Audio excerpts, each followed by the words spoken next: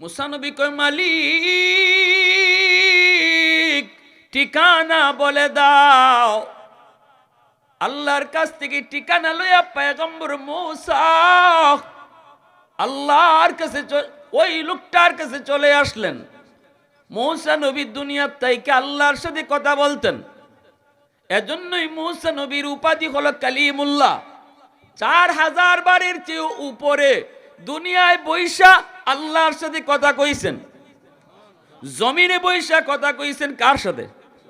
জোরে বলেন কার সাথে? মুসা নবী একদিন কয় মালিক তুকাল্লিমু মাই হাল তুকাল্লিমু আহাদান গায়রি, আমার সাথে তুমি যেইভাবে কথা বলো আল্লাহ এইভাবে কি তুমি আর কারোর সাথে কথা বলবা নাকি গো আল্লাহ? দুনিয়াতে তাইকা তোমার সাথে কথা বলার লোক কি শুধু আমি একা মুসাই নাকি আরও কেউ আছে? আল্লাহ পাক রব্বুল আলামিন কয় রে মুসা, তুমি যে আমার সাথে কথা বলো, আমি তোমার সাথে কথা বলি, তোমার মাঝে আমার মাঝে একটা পর্দা আছে। বাইনি ওয়া বাইনাকা হিজাব, আমি পর্দার এই প্রান্তে, তুমি পর্দার ওই প্রান্তে, কথা হয়। কিন্তু জানো নি সায়াতি উম্মাতুন, ভবিষ্যতে দুনিয়াতে এমন এক উম্মত আসতেছে রে মুসা, যেই উম্মতের সাথে আমি আল্লাহ কথা বলবো, অথচ লাইসা বাইনি ওয়া বাইনাহুম হিজাব, আমার মাঝে আর তাদের মাঝে কোনো পর্দা থাকবে না। মুসা নবী কই মালিক এত ধন্য ওই উম্মত, এত খুশনসিব, এত ভাগ্যবান ওই উম্মতের, যেই উম্মত তোমার সাথে কথা বলবে অথচ তার মাঝে আর তোমার মাঝে কোনো পর্দা থাকবে না। আমি মুসা কথা বলি, মাঝখানে পর্দা আছে, কিন্তু উম্মতের সাথে তুমি কথা বলবা, মাঝখানে পর্দা থাকবে না। ও আল্লাহ কও না এই উম্মত কারা? কও না মালিক এই উম্মত কারা? কার উম্মত? সাথে সাথে আল্লাহ কয় উম্মতে মুহাম্মদ, উম্মতে আহমদ, এরা হলো আমার বন্ধু মুহাম্মাদুর রাসূলুল্লাহর উম্মত। মুসা নবী কয় মালিক আমি তো তোর পাহাড়ে এসে তোমার সাথে কথা বলি, কিন্তু এই উম্মত কোথায় গিয়ে কথা কইব? কোন পাহাড়ে গিয়ে কথা কইব? আল্লাহ কয় না না না, এরা পাহাড়ে যায় কথা বলবে না, এরা যখনই নামাজে দাঁড়াবে তখনই আমি আল্লাহর সাথে কথা বলবে। মুসাল্লি ইউনাজি রাব্বাহ, মুসাল্লি ইউনাজি রাব্বাহ, এজন্যই নবীজি বলেছেন নামাজি আল্লাহর সাথে কথা কয়। নামাজি যখন আল্লাহর সাথে কথা কয় তখন আল্লাহর মাঝে আর নামাজির মাঝখানে কোনো পর্দা থাকে না। মুসা নবী কয় মালিক বুঝলাম নামাজি তোমার সাথে কথা কয়, কিন্তু তুমি কেমনে কথা কইবা গো আল্লাহ? আল্লাহ কয় এরা নামাজে দাঁড়ায় আমার সাথে কথা কয়, আর যখন কোরআন পড়ে তখন আমি তার সাথে কথা কই। নামাজি আল্লাহর সাথে কথা কয়, আর কোরআন তেলাওয়াতকারীর সাথে আল্লাহ নিজে কথা কয়। তো আওয়াজ দিয়ে কও না সুবহানাল্লাহ, মহব্বতের সাথে কও না সুবহানাল্লাহ। অতএব কোরআন তেলাওয়াত দরকার আছে না নাই? ফজরের পর মাগরিবের পর একটু রুটিন করে নাও যুবক। হাতে ধরে বলি, পায়ে ধরে বলি, ঘরে রহমত নাই, বরকত নাই। কারণ একটাই কারণ, মুসলমানের ঘরে এখন কোরআন তেলাওয়াত বন্ধ হয়ে গেছে। মহিলারাও কোরআন তেলাওয়াত করে না, পুরুষেরাও করে না। মোবাইল বের হওয়ার পরে কোরআন তেলাওয়াত বাতিল হয়ে গেছে। অবসর টাইম, যেই টাইমটাতে মুসলমান কোরআন তেলাওয়াত করতাম, এই টাইমটা আমরা এখন মোবাইলে ব্যস্ত, ঠিক কিনা জোরে কর। এজন্য রে যুবক, হাতে ধরে বলি, পায়ে ধরে বলি, দিনে একবার অন্তত ঘরে কোরআন তেলাওয়াতের আমল চালু করো। আমি অমুক টাইমে, আমি অমুক দিন, তুমি অমুক দিন, তুমি অমুক দিন ঘরের সদস্যদেরকে নিয়ে বসে যাও, দিনে একবার যেন আমার ঘরে কোরআন তেলাওয়াত হয়। এই রুটিনটা যদি তুমি ঘরের ভিতরে চালু করতে পারো, খোদার কসম, তাবিজ পড়া লাগবে না, পানি পড়া লাগবে না, কোনো কবিরাজের কাছে ধরতে হবে না, হবে না। এই ঘরের মধ্যে অটো আল্লাহ রহমত নাজিল হবে। ওয়ানুনাজ্জিলু মিনাল কুরআন মা হুয়া শিফাউন ওয়া রাহমা ওয়া রাহমাতুল লিল মুমিনিন। আল্লাহ নিজে বলেছে কোরআন হলো রহমত। যেই ঘরে কোরআন তিলাওয়াত হয় এই ঘরে রহমত নাজিল হয়, রহমত। এজন্য ভাইরা বন্ধুরা, মুসা কালিমুল্লাহ তখন আল্লাহর কাছে ডাক দিয়ে কই, মালিক, যেই উম্মত এত দামি, যেই উম্মতের সাথে তোমার কথা হবে অথচ কোনো পর্দা থাকবে না, আল্লাহ এই উম্মত তুমি আমি মুসাকে দিয়ে দাও। আল্লাহ পাক কই, না রে মুসা, তুমি অনেক আগে চলে আসছো, এরা অনেক পরে আসবে। মুসা নবী কই, মালিক, তাহলে আমাকে তুমি নবী না বানাইয়া ওই নবীর উম্মত বানায়া দাও। আল্লাহু আকবার। হয় তুমি এই উম্মত আমারে দাও, নয় আমারে উম্মত বানায়া দাও। আল্লাহ কই, মুসা একটাও কবুল হবে না। আল্লাহু আকবার জোরে কর। এত দামি, এত দামি তুমি, এত দামি আমি, আল্লাহ তোমাকে আমাকে এত দামি বানাইছে। ওই মুসা কয়, আল্লাহ কই কসাইয়ের ঠিকানা তুমি আমাকে বলে দাও। আল্লাহ পাক কয়, যাও বাজারে যাও। ঠিকানা লইয়া মুসা নবী চললেন, বাজারে এসে পৌঁছলেন। কসাইকে তিনি পেয়ে গেলেন। নাম জিজ্ঞেস করে জানা গেল এই সেই লোক, যেই লোকের নাম আল্লাহ নিজে বলছেন। মুসা নবী নিজের পরিচয় তিনি দিলেন না। মুসাফির সেজে ডাক দিয়া বলতেছেন, ভাই, আমি তোমার বাড়িতে মেহমান হতে চাই, তুমি আমাকে আজকে মেহমানদারি করাইবানি। উদ্দেশ্য হলো লোকটা ঘরে কি আমল করে সেই আমলটা মুসা নবী খুঁজে বের করবে। আল্লাহ তো আমলের কথাটা কয় নাই, আল্লাহই কইছে, মুসা তুমি গিয়ে খুঁজে বাইর করো কোন আমলের কারণে সে তোমার জান্নাতে বন্ধু হবে। আল্লাহর পয়গম্বর মুসা কালিমুল্লাহ পরিচয় দিলেন না। লোকটার সাথে তিনি তার বাড়িতে রওনা হয়ে গেলেন। বাড়ির ভিতরে ঢুকলো, বউয়ের রুমেও আগে ঢুকলো না, সন্তানের কাছেও আগে গেল না।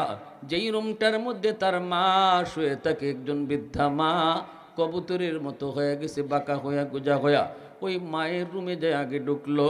ঢুকেই মাকে কুলে উঠাইলো, কুলে উঠাইয়া মাকে তুলায় তুলায় খাওয়াইতেছে।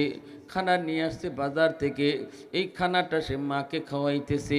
এ যুবক, যেই মা শিশুকালে তোমাকে আমাকে তুলায় তুলায় খাওয়াইতো রে, এইভাবে এই সন্তান মারে তুলায় তুলায় খাওয়াইতেছে। তার কলিজার টুকরা দুইটা সন্তান পায়ে পইরা কাঁদতেছে আর বলতেছে, আব্বা, পেটের ক্ষুধায় আর বাঁচি না, বাবা আমাদেরকে খানা দাও, পেটের ক্ষুধা আর সহ্য হয় না। তখন সন্তানের মাথায় হাত বুলাইয়া বাবাই কইতেছে, বাজার একটু সবর করো, আগে তোমাদের দাদুকে খানা খাওয়ায়া নেই। আল্লাহ পাক কই, বন্ধু, ওয়ায়াসআলুনাকা মাযা ইউনফিকুন কুল মা আনফাকতুম মিন খায়র ফালিল ওয়ালিদাইনি ওয়াল আকরাবিন। ও বন্ধু, সূরা বাকারা।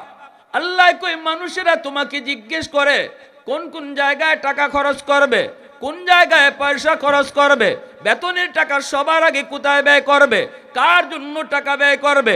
বন্ধু, জবাব তুমি দিও না, জবাব আমি আল্লাহ দিতেছি। আল্লাহু আকবার জোরে কও। আল্লাহ কই, বন্ধু, জবাব তুমি দিও না, জবাবটা আমি দিতেছি। আমার জবাবটা তুমি শোনায়া দিও। বলে দাও, বলে দাও, বলে দাও, সবার আগে তার সম্পদ, সবার আগে তার বেতনের টাকা, সবার আগে তার ব্যবসার টাকা, লাভের টাকা, পকেটে আসা টাকা সবার আগে খরচ হবে বাপ মার জন্য, মায়ের জন্য, বাবার জন্য। বাবার ঔষধ নাই, আগে বাবার ঔষধ কিনো, নিজের ঔষধ আগে নয়। শীতের কাপড় মায়েরটা আগে কিনো, নিজেরটা আগে নয়, বউয়েরটাও আগে নয়, সন্তানেরটাও আগে নয়। আমি আল্লাহ বলতেছি, বন্ধু জানে দাও, সবার আগে টাকা পয়সা বাপ মার জন্য খরচ করতে হবে। আদেশটা কার? জুড়ে আওয়াজ দিয়া বলেন, আরো জুড়ে বলেন, কার? খানা তোমার রেডি হয়েছে যুবক, খানাটাও তুমি মাকে আগে খাওয়াও, বাবাকে আগে খাওয়াও। আল্লাহ পাক রব্বুল আলামিন কয়, এই দুনিয়ার সন্তানের দল, সবার আগে বাপ মারে তুমি খাওয়াও, বাপ মার অভাবটা তুমি আগে পূরণ করো, বাপ মার চাওয়াটা তুমি আগে পূরণ করো। এটা হলো আমি আল্লাহর আদেশ। এই যে মূসা নবী, আল্লাহর পয়গম্বর, তিনি দেখতেছেন ছোট্ট দুইটা কলিজার টুকরা সন্তান, পায়ে পড়া গেছে, সারাদিন না খায়া উফাস। বাবার হাতে খানা, বাবার হাতে খানা দেখার পরও বাবা সন্তানের মুখে খানা দেয় না গো, সবার আগে মার মুখে খানা দিতেছে। আর বাচ্চাগুলিরে বুঝায় বুঝায় কইতেছে, আব্বু একটু সবর করো, আগে তোমাদের দাদুকে খানা খাওয়ায় নেই। মৌসা কালিমুল্লাহ কই, বাইরে ও ভাই, এই বাচ্চাগুলি কার? কয় ভাই বাচ্চাগুলি আমার। কই নিজের? কই আমার নিজের। এই মহিলাকে? কই আমার মা। বাচ্চাগুলির আগে খানা দিলা না, মারে আগে খানা দিয়েছো? বলে হ। মৌসা নবী কয়, কতদিন যাবত আমল করো? কয় 40 বছর যাবত আমি মারেই আগে খানা খাওয়াই। আওয়াজ আসতে কোন, আরো আসতে কোন। 1-2 বছর নয়, 40 বছর যাবত আমিও আগে খানা খাই না, মারে আগে খানা খাওয়াই, এরপরে সন্তানরে খানা খাওয়াই, এরপরে বিবিকে নিয়ে আমি খানা খাই, সবার আগে আমার মাকে খানা খাওয়াই। 1-2 বছর নয়, 40 বছর। এইবার মৌসা কালিমুল্লাহ কয়, বাইরে আমি দেখতেছি তোমার মা তোমার হাতের খানা খাইতেছে, আর মা টুটটা নারায় নারায় কি যেন দোয়া করতেছে। কি কইতেছে আমি বুঝি না, একটু বুঝায় কও তো। তখনই লোকটাই কই, ভাই আমার মা 2টা দোয়া করে, একটা দোয়া কবুল হয়ে গেছে, আমি দুনিয়ায় পেয়েছি, আর একটা দোয়া কবুল হবে কি হবে না আমি জানি না। দোয়াটা আমার কবুল হয়েছে, সেটা হলো মায় কইতো, এখনো মায় কই, আল্লাহ আমার সন্তানকে তুমি কখনো অভাবে ফেলেও না, আমার সন্তানের রিজিকের অভাব দিও না। আল্লাহ দুনিয়াতে তুমি শান্তিতে রাখো, আমি দুনিয়াতে খুব শান্তিতে আছি, আমার কোনো অভাব নাই। মার এই দোয়াটা কবুল হয়ে গেছে। আরেকটা দোয়া মায় করে, কিন্তু এই দোয়াটা কেমনে কবুল হবে আমি জানি না, আমার বুঝে আসে না। অথচ আমি জানি আমার রসুল কইছে বাপ মার দোয়া কবুল হয়, কিন্তু কেমনে কবুল হবে আমার বুঝে আসে না। মুসা নবী কই, কি দোয়া করে মায়? কয় মায় দোয়া করে, আল্লাহ জান্নাতে মুসা নবীর বন্ধু আমার সন্তানরে তুমি বানায় দিও, আমার মানিকরে মুসা নবীর বন্ধু বানায়ো। ও ভাই, এটা কেমনে কবুল হবে বুঝে আসে না। আমি একজন সাধারণ মানুষ, এত বড় পয়গম্বর, ওই পয়গম্বর জান্নাতে আমার বন্ধু হবে কেমনে বুঝে আসে না। সাথে সাথে আল্লাহর পয়গম্বর মুসার চোখ দিয়ে দর দর করে পানি বেরোতেছে। মুসা নবী কান্দের কই, মালিক এখন আমি বুঝতেছি আমার মা যেদিন মারা গেছিল ওই দিন তুমি আমাকে কেন কইছিলা, মুসা রে আজকে থেকে হুশে ঘুষে হাইটো, পিছনে মায়ের দোয়া নাই। ও মালিক এখন আমি বুঝি ওই দিন তুমি কেন কইছিলা মুসা সাবধানে কদম দিও, এখন আর পিছনে মার দোয়া নাই। আজ তোমার মা মারা গেছে রে মুসা। আল্লাহ সাথে সাথে লোকটারে বুকের মধ্যে নিয়ে জড়ায় দুইরা মুসা নবী কান্দে আর কয়, ভাই বুকে আয়, তোমার মার এই দোয়াটাও আল্লাহ কবুল করে নিছে রে ভাই। আমি বনি ইসরাইলের পয়গম্বর নাম হলো মুসা, আমি আল্লাহর কাছে আবদার করেছিলাম, মালিক জান্নাতি বন্ধু কেডা হবে দেখাও। আল্লাহ তোমার ঠিকানায় পাঠায় দিছে। আমি বলেছিলাম কোন আমলের কারণে, আল্লাহ কই তুমি খুঁজে গিয়ে বের করো। আমি পেয়ে গেছি ওই আমল, যেই আমলের কারণে তুমি জান্নাতে আমার বন্ধু হবে। আমলটা হলো তোমার মার দোয়া, মার দোয়া, মার দোয়া। আওয়াজ দিয়া কন্যা সুবহানাল্লাহ, আর একটু জোরে কন্যা সুবহানাল্লাহ। পৃথিবীতে মায়ের মতো আপন কেউ হবে না, পৃথিবীতে মায়ের মতো আপন কেউ হবে না। তোমরা কোনো দিনও মায়ের মনেতে কষ্ট দিও না, তোমরা কোনো দিনও মায়ের মনেতে কষ্ট দিও না।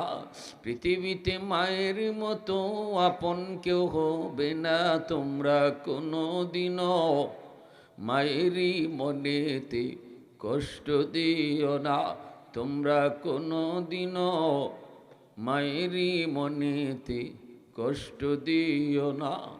কত পাপী এমন আছে মাকে কষ্ট দেয়, মায়ের মনে কষ্ট দিয়ে অভিশাপ নেয়। মায়ের মনে কষ্ট দিলে খোদা যে সহে না, মায়ের মনে কষ্ট দিলে খোদা যে সহে না। তোমরা কোনো দিনও মায়েরই মনেতে কষ্ট দিও না, তোমরা কোনো দিনও মায়েরই মনেতে কষ্ট দিও না। পৃথিবীতে মায়ের মতো আপন কেউ হবে না, তোমরা কোনো দিনও মায়েরই মনেতে কষ্ট দিও না, তোমরা কোনো দিনও মায়েরই মনেতে কষ্ট দিও না। এজন্য আমার ভাইরা বন্ধুরা, আল্লাহর নবী রহমতের নবী বলেছেন, বাপ মার দোয়াও আল্লাহর দরবারে কবুল, বাপ মার বদ্দোয়াও আল্লাহর দরবারে কবুল। সালাসাতুন দাওয়াতুম মুস্তাজাবাতুন লা শাক্কা ফীহ, দাওয়াতুল মাজলুম ওয়া দাওয়াতুল মুসাফির ওয়া দাওয়াতুল ওয়ালিদি আলা ওয়ালাদিহি।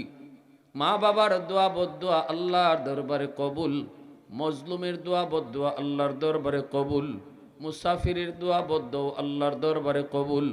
সমাজের দুর্বল মানুষের উপরে কখনো জুলুম করবা না। ক্ষমতা আছে বিধায় দুর্বলের উপরে হাত উঠায়ও না, দুর্বলের উপরে তুমি মুখ চালায়ও না, দুর্বলের উপরে তুমি কখনো জুলুম কইরো না।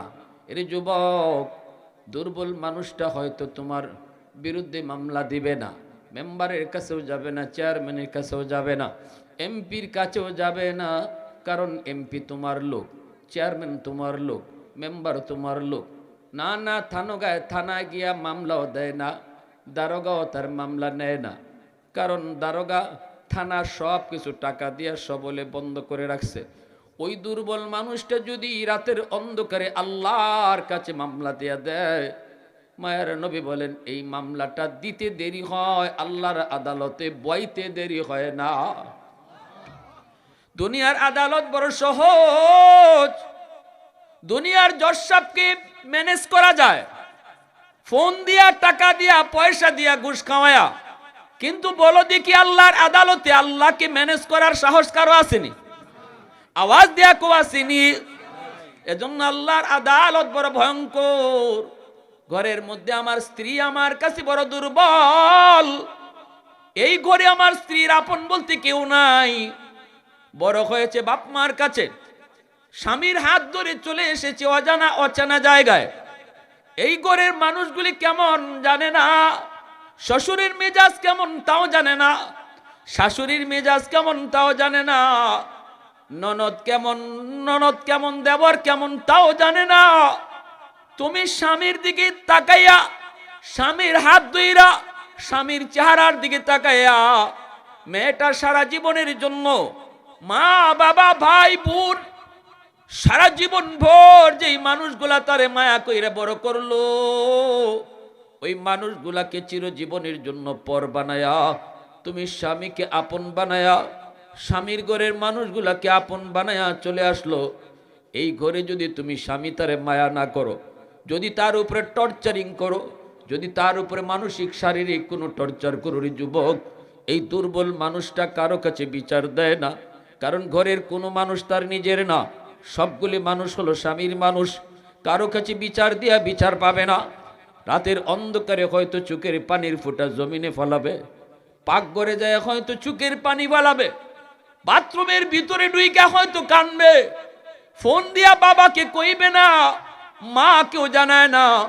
কারণ অনেক মেয়েরাই বাপ মার কাছে স্বামীর বাড়ির নির্যাতনের কথা কয় না, কইলে বাবা টেনশন করবে, মা টেনশন করবে, নীরবে নীরবে চোখের পানিটা ফালায়।